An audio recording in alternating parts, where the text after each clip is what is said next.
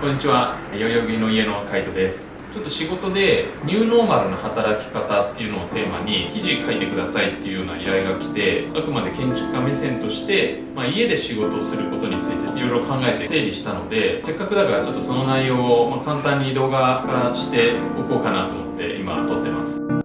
一応そのニューノーマルな働き方っていうことをテーマに文章書いてくださいって言われたんですが、記事のタイトルとしては家を開くことの勧めっていう内容で記事を書きました。あくまでその家で仕事をすることで生まれる価値観とか発見みたいなことを書こうと思ったんですけど、コロナ以降動画見てる皆さんも、家で急に仕事をし始めたよって方多いと思うんですけど、当たり前ですけど、もともと住んでた家って仕事をする前提で別に借りてないし、部屋作りもしてないから、ストレス感じてる方って多いと思うんですね。単純に普段リビングとして使ってる部屋がオフィスとして使わなきゃいけないよとか、自分の家なのに急に使い方が変わったことで生まれるちぐはぐ感っていうか、家で仕事をすることのしっくりこない感じっていうのは多分ここ半年から1年ぐらい気になってる方っていうのは多いと思います。ただそうやってコロナで人の生活は一変したとは思うんですけど、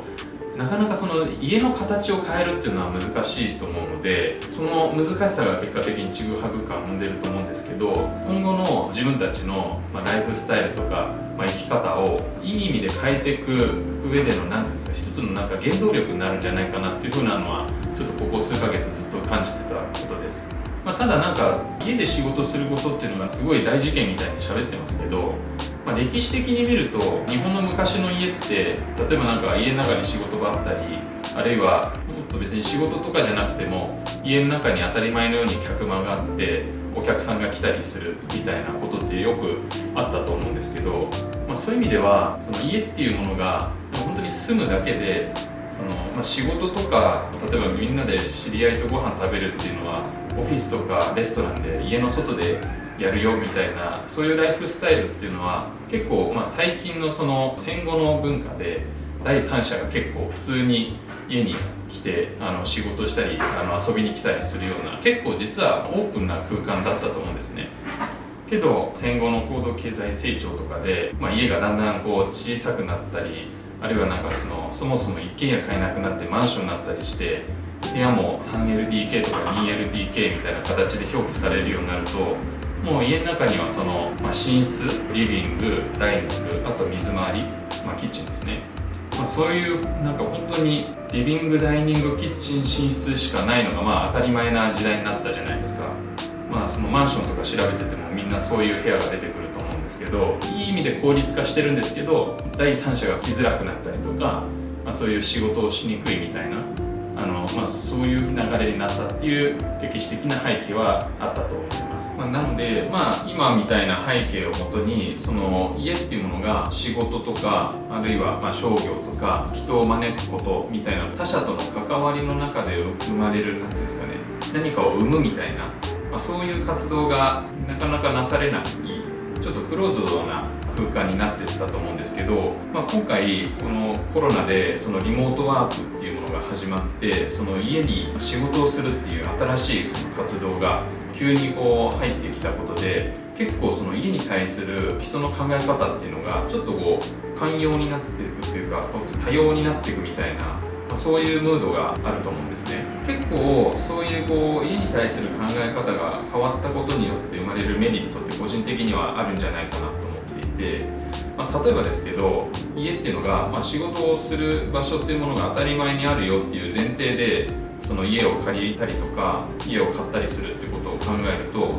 例えば従業員はベースは家で仕事するから、オフィスはかなり縮小してもいいし、その縮小したことによって固定費もいろいろ減るから、その減った経費分を例えば住宅手当として従業員に還元して、その還元分でちょっと広い家に移り住んで、そういう家だったら仕事場をちゃんと作れるよねっていう考え方も生まれると思うんですね。なのでそもそもそこの最初の家に対する考え方のセッティングを変えるだけで、そのオフィスとか会社の在り方も変わるし、自分が住む家の広さも変わってくるっていう可能性は今後出てくるかなとも思います。で、今の話はすごいめちゃくちゃ分かりやすい話だと思うんですけど、例えばなんか僕の知り合いで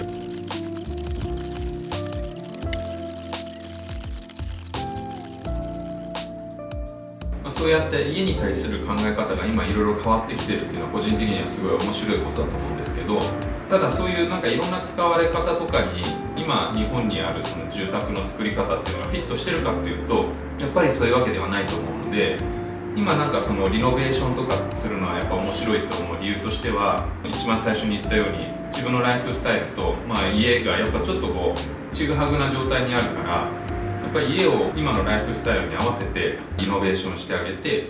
それでオフィスユースをしやすいとか、人を招きやすい空間にしてあげるみたいな、やっぱりそういうアイディアは今とってもすごい重要なんじゃないかなと思っていて、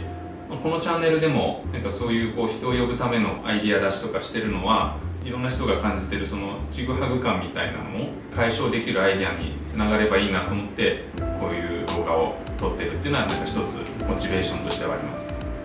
で、今日ちょっと話した内容を最初にも言ったように、これブログ記事として書いてるので概要欄にリンクを貼っているので、もし興味ある方いたらそっちの記事の方も読んでもらえると嬉しいです。ということで、今日はニューノーマルな働き方とそれに対する家の作り方についてのお話をしてみました。最後まで聞いてくださってありがとうございます。